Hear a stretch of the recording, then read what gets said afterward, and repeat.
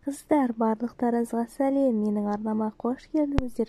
Бүгін мен сіздерге осындай көлемді бұрым жасауды көрсетемін. Менің арнамнан алыстамай қараңыздар. Шашымызды 3 тең бөлікке бөліп аламыз. 3 тең бөлікке бөлгеннен соң әр өрімді бір 3 бұрым қып өреміз. Әр бұрымды өріп шығамыз бір-бірден.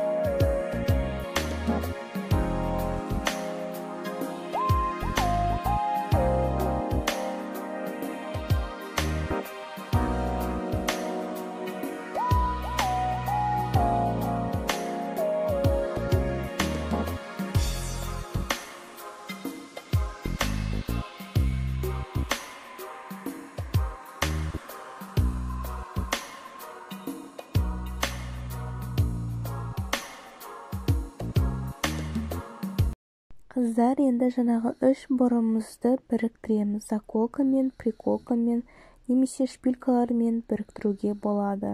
Ең бастысы көрсетпей жасасаңыз болды. Ақырындап арасынан кіргізіп отырып біріктіріп жүрсеңіз байқалмайды. Сонда бізде осындай әдемі көлемді бұрым шығады.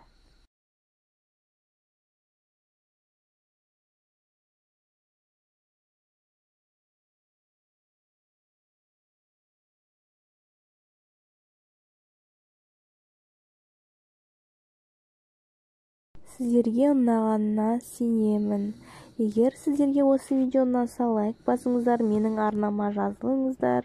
Жаңадан видео күтіңіздер, қыздар. Сау болыңыздар.